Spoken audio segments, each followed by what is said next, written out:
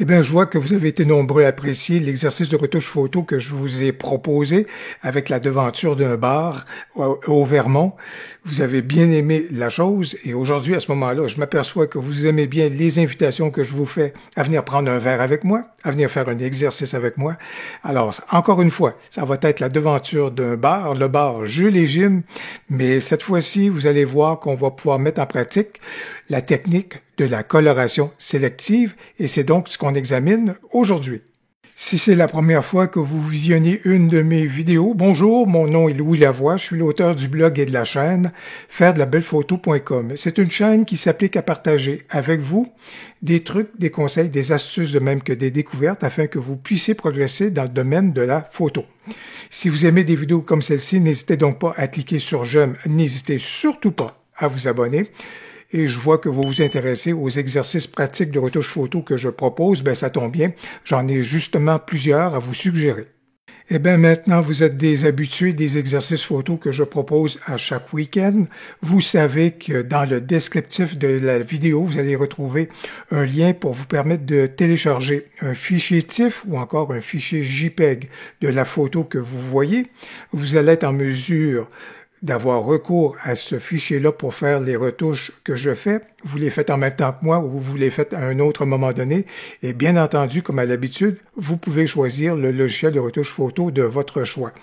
Je vais encore me tourner vers Lightroom pour faire l'exercice de retouche photo d'aujourd'hui, mais comme je le disais, vous vous tournez vers votre logiciel de retouche photo privilégié.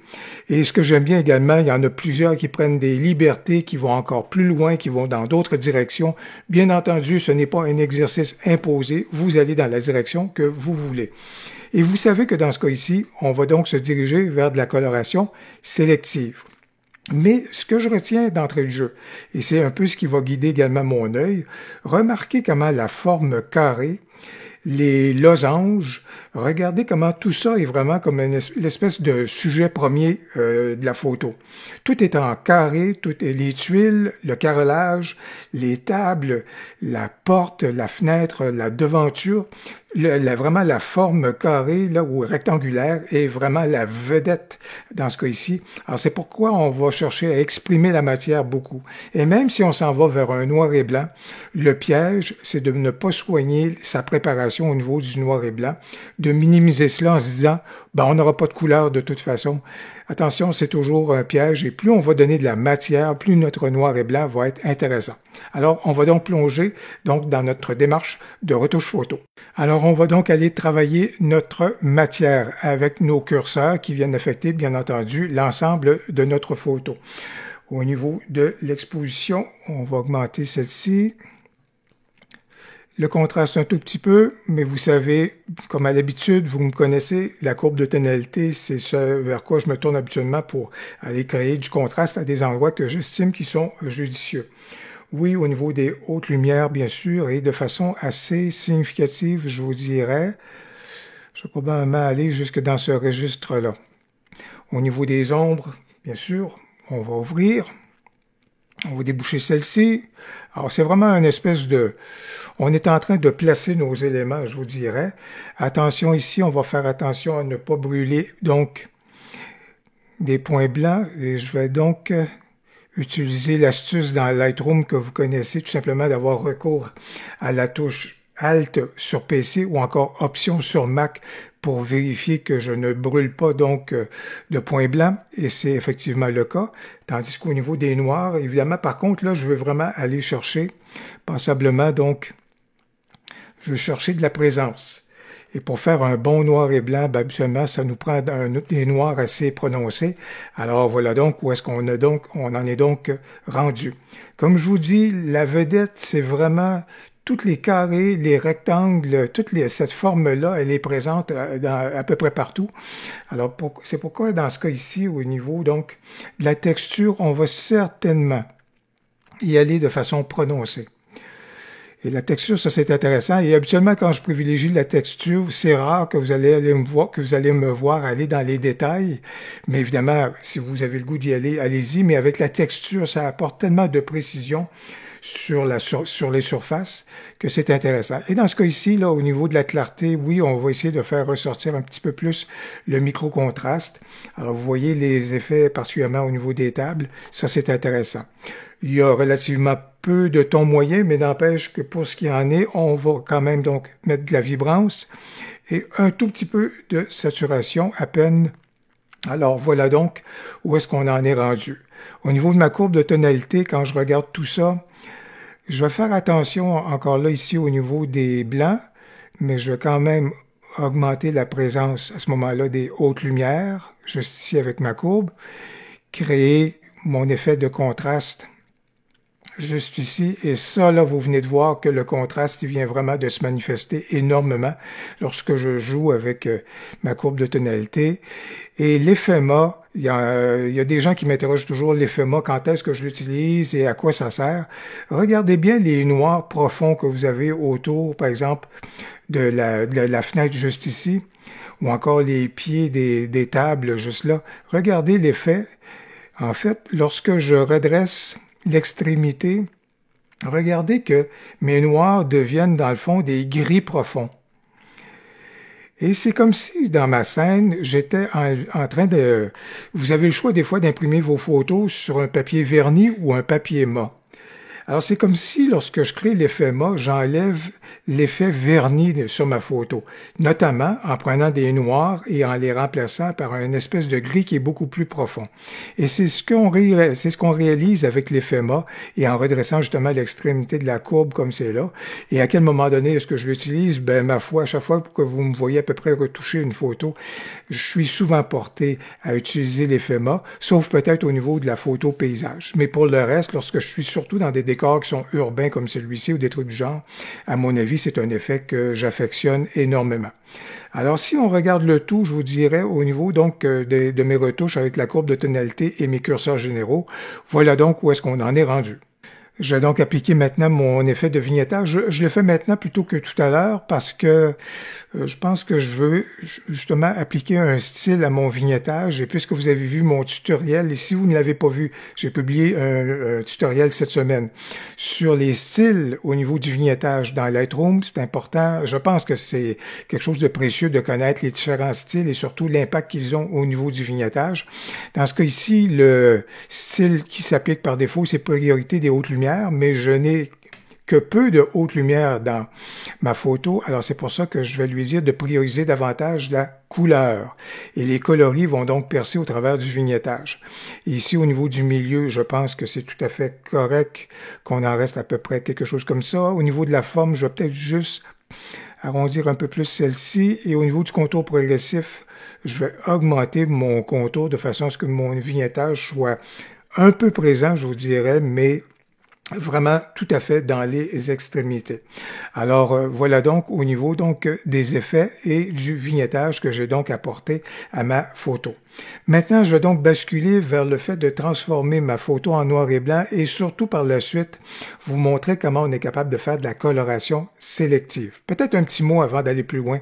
Pourquoi est-ce qu'on fait ça? Et surtout que cette technique-là de coloration sélective, à une certaine époque, était employée à outrance. On l'a vu, revu et vu. Et pour tous les photographes qui font de la photo de noces, par exemple, la photo et la coloration sélective sur des alliances ou sur un détail, par exemple, des trucs genre, ça a vraiment été repris énormément. Même si ça a été beaucoup utilisé à une certaine époque, rien n'empêche que ça reste toujours pertinent de connaître et de savoir comment le faire, parce que il y a des sujets qui s'y prêtent et occasionnellement, ça peut être quelque chose qui est intéressant à utiliser. Alors, je vais avoir recours à ce moment-là à la façon peut-être une des façons qu'on peut faire de la coloration sélective et qui m'apparaît être la façon la plus judicieuse. On pourrait bien sûr se tourner vers le fait de prendre un pinceau, arriver et dire qu'à ce moment-là, au niveau du pinceau, je désature par exemple mon pinceau et je commence à peindre un peu partout et désaturer l'ensemble de la photo, sauf les endroits où je voudrais faire de la couleur. C'est une façon d'y arriver, mais c'est une façon qui peut être un peu laborieuse. Moi, je vais vous suggérer une autre façon. que ce soit avec le cercle radial ou encore le filtre gradué. Je vous invite à choisir l'un ou l'autre à votre convenance. Et moi, je vais me tourner vers le filtre radial, mais vraiment, c'est à votre choix. Et de cliquer juste ici, en marge complètement de la photo. Pas dans la photo, mais en marge de la photo. Et tout simplement de venir créer un masque avec votre filtre gradué juste ici. Donc, à l'extérieur de la photo. Et comme vous pouvez le constater, ben le filtre vient s'appliquer à l'ensemble de la photo. La preuve en est, ici, si ça l'a apparu plus jaune, c'est parce que ma température, elle était augmentée. Je l'ai ramené à une position qui est neutre. Et la preuve en est, au niveau du masque, regardez, si je prends mon exposition, ben vous voyez que ça vient affecter l'ensemble de ma photo. Donc, il y a un masque qui est créé actuellement. Et ce que je vais faire au niveau de ce masque-là, vous le devinez, je vais désaturer complètement ma photo. Voilà, c'est fait, ma photo est rendue en noir et blanc grâce à un masque. Qu'est-ce que je veux faire maintenant? C'est que je veux, à ce moment-là, me tourner. Et ce qui est important, c'est que faut être certain que le masque est activé. D'accord? Que mon filtre est activé. Et à ce moment-là, dans Lightroom, ça peut être un autre outil dans votre logiciel. Pour modifier ce masque-là dans Lightroom, je clique sur Pinceau. Je suis toujours dans le masque créé par le filtre radial, mais j'utilise le pinceau et au niveau du pinceau, ce que je veux faire, je veux cliquer ici sur Effacer.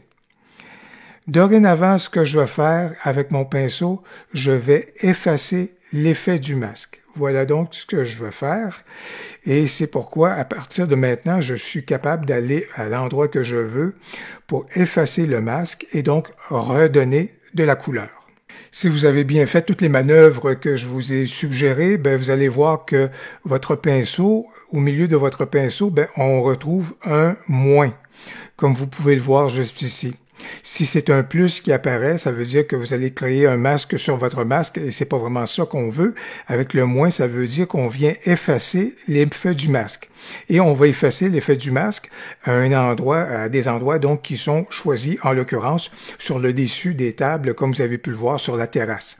Dans ce cas ici, mon contour progressif, je le mets à 0 parce que je veux vraiment que l'effet s'applique de façon nette et complète. Et au niveau du débit, bien sûr, à ce moment-là, je suis à 100%. Et j'ai coché ici le masquage automatique. Si jamais je débordais un tout petit peu, ben ce sera donc quelque chose. Le masquage automatique va peut-être m'aider à ce moment-là, au niveau donc à ne pas trop déborder. Mais si jamais on déborde, ben on va pouvoir voir comment on est capable de corriger le taux. Alors, je vais y aller rapidement. Mais vous comprenez donc que le but de l'exercice, c'est vraiment d'aller récupérer la couleur sur les damiers, donc des tables qui sont à l'extérieur.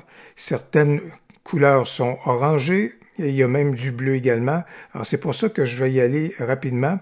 De votre côté, prenez le temps de faire un bon boulot, mais puisque je suis en train de tourner une vidéo en même temps, des fois soit que Lightroom peut accuser des lenteurs ou encore évidemment vous savez un tout petit peu vers quoi on se dirige.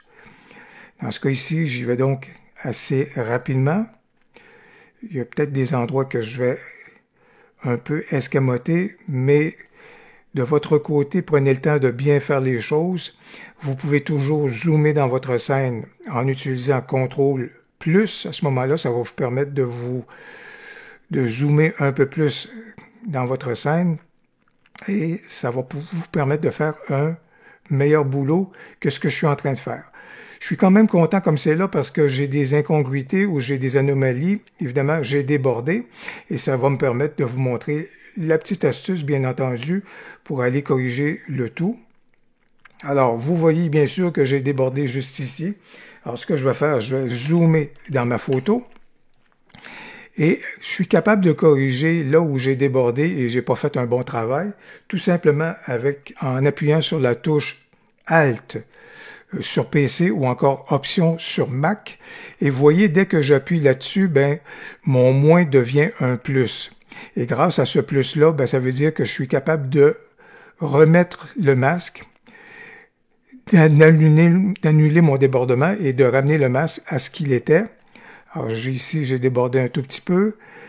Et je pense qu'ici, tout près de la fenêtre, je pense que j'ai débordé également, et également juste ici, tout près du mur. Alors ça, c'est des éléments qui sont là. Alors, en appuyant sur le Alt, ça devient un plus. Je suis donc capable de corriger le tir.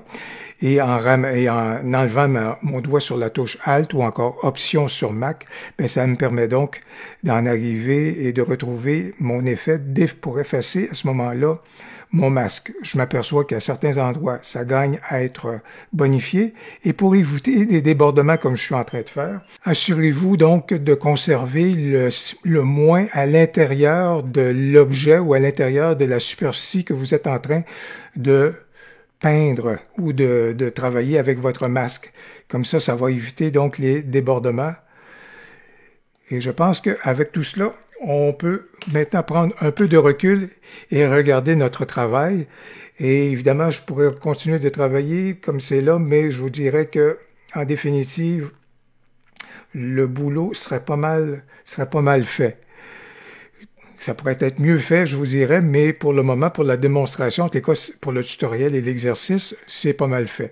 Une chose qu'on pourrait faire, et ne soyez pas surpris, ce que je vais aller faire comme c'est là, c'est, bien entendu, maintenant que j'ai récupéré de la couleur, je peux aller travailler celle-ci, l'enrichir, jouer au niveau de sa luminance et de sa teinte.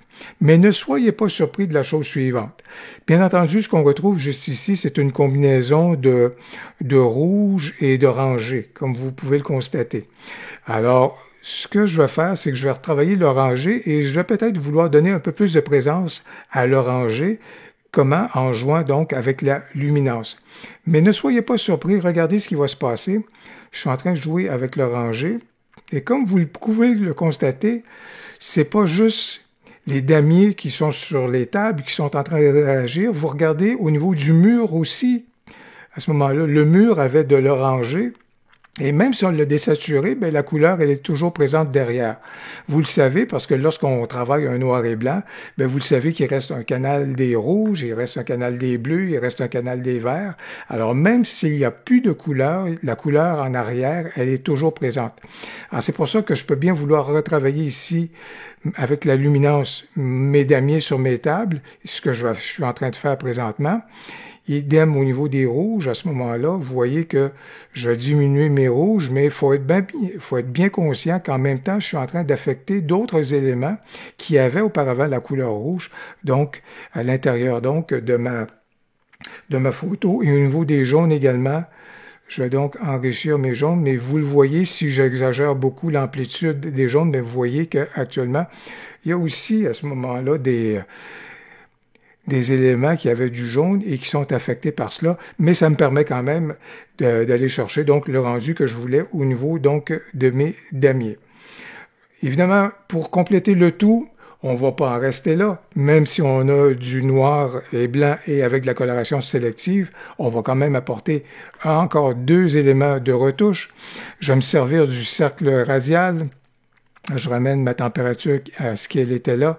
Je vais peut-être juste ici apporter un peu d'exposition. Et regardez, bien sûr qu'on va donner un peu plus de présence à ce moment-là à 2 éléments dans notre photo. Juste ici, on le sait, l'œil est attiré par la lumière. À ce moment-là, je veux juste avoir un peu plus de présence au niveau de mon enseigne. Et bien entendu, pourquoi ne pas lui donner un peu plus un rendu beaucoup plus percutant en ajoutant de la clarté. Alors ça serait bien de ce côté-là.